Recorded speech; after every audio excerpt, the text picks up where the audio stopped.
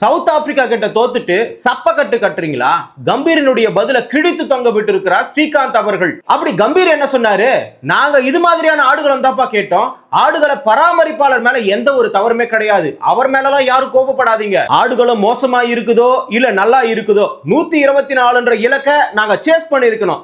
என்ன நம்முடைய அணி வீரர்களுக்கு திறமை இருக்கிறது, ஆனா அனுபவம் இல்ல. அதுவும் இல்லாம எங்களுடைய வீரர்கள் அத்தனை பேருமே இளைஞர்கள். அவர்களுக்கு களத்துல பந்தை எப்படி தடுக்கிறதுன்னு தெரியல.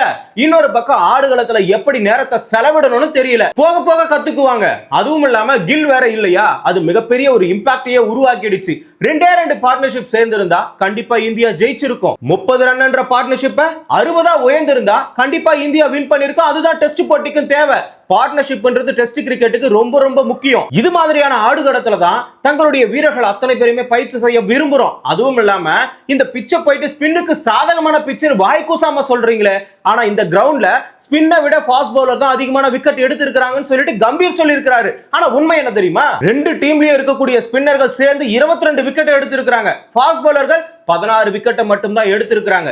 எங்கவே அசிங்கப்பட்டாரு கம்பீர். இந்த சூடு குறையறதுக்கு முன்னாடி ஸ்ரீகாந்த் அவர்கள் இந்த பிட்ச் மேல எல்லாம் குறையலப்பா, இந்த பிட்ச்ல பேயோ பிசாசோலாம் இல்ல அப்படின்னு நீங்க சொல்றீங்கன்னா அப்ப பேட்டிங்ல நல்ல டெக்னிக்கை காட்டி இருக்கணும்ல. ஆனா இங்க என்ன நடக்குது?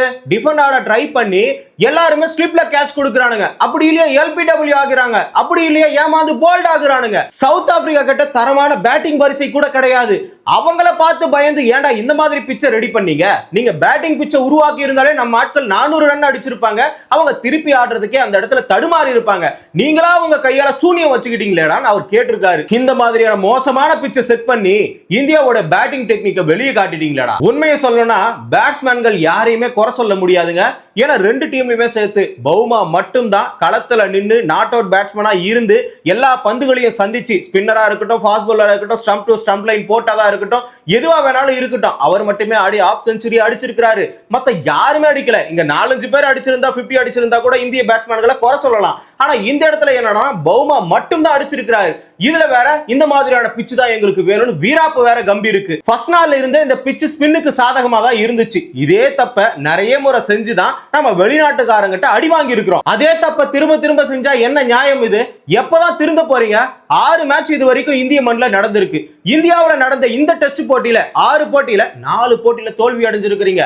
இது நீங்க திரும்ப திரும்ப ஸ்பின்னுக்கு எதிராக செட் பண்ணி உங்களுக்கு நீங்களே சூன்யம் வச்ச மாதிரி தானே. உங்களுக்கு தான் வரலன்னு தெரியுதுல, அப்புறம் ஏன்டா செட் பண்றீங்கன்ற மாதிரி தான் கேட்டிருக்காரு. கூடவே ஈடன் கார்டன்ல நீங்க செட் பண்ண பிச்சில் நான் போட்டாலே ஸ்டம்ப் டு ஸ்டம்ப் லைன்ல போட்டாலே விக்கெட் எடுத்துட்டு வருவோம் போல அந்த மாதிரியான பிச்சை செட் பண்ணிட்டு இந்த இடத்துல பேட்டிங் ஆடுனா எப்படி ஆட முடியும்? இது வேற கம்பீர் இதுதான் சூப்பர் பிச்சு, இதுதான் பிராக்டிஸ் பண்றதுக்கு கரெக்டா இருக்குன்னு சொல்லிட்டு இதுலதான் எங்களுக்கு விருப்பமே இருக்குன்னு வேற சொல்லி இருக்கிறாரு. ஏன்பா உங்களுக்கு பிராக்டிஸ் பண்றதுக்கு ஒரு மேட் வேணும்னா தனியா இது மாதிரியான ஸ்பின்னுக்கு எடுபடுற பிச்சை செஞ்சு அந்த இடத்துல பிராக்டிஸ் பண்ணிக்கங்க. டைரக்டா இந்த இடத்துல எடுத்துட்டு வந்து ஸ்பின்னுக்கு எதிராக விளையாட முடியாம இப்ப திணறிக்கிட்டு இருக்கிறீங்க. கூடவே அனுபவம் இல்லாத வீரர்கள் வேற எங்க கிட்ட இருக்கிறாங்கன்னு சொல்லி இருக்கிறீங்க. அப்ப அனுபவம் உள்ள வீரர்களான விராட் கோலி, ரோஹித் சர்மா வச்சிருக்கணும். அப்படி இல்லையா விகாரி, ரஹேனாவை மறந்திருக்க கூடாது. ஆனா இவங்களெல்லாம் மறந்துட்டு இந்த இடத்துல வந்து அனுபவம் இல்லை எங்க வீரர்கிட்ட காரணம் சொல்றது எந்த விதத்துல சரியா இருக்கும்? ஆனா இதுக்கெல்லாம் முழுமையான காரணம் என்ன தெரியுமா?